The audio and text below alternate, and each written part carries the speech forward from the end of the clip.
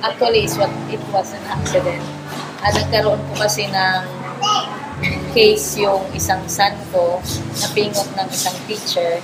Tapos, sabi ng teacher na before sa kinder na sabi niya, ang son ko is my something different than other kids.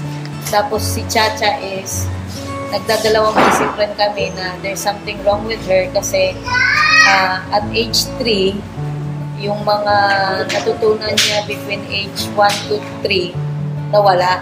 Tapos pagdating ng 3 years old is biglang hindi na niya kami nare-recognize, natatakot siya sa mga tao, hindi namin siya nakakausap ng maayos.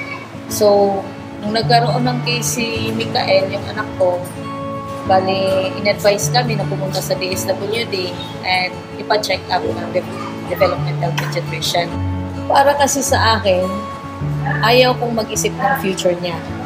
The more sa ang problem niya is she has autism, tapos non-verbal pa siya. So, long way para sa akin. Pero hindi ko pa ma-express kung ano talaga. Pero whatever comes in the future, tatanggapin ko. So, kung future is ganito siya, magiging verbal siya, hopefully, hope lang naman.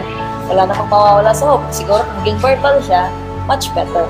Pero kung ganyan pa rin siya, kaya namin tanggapin.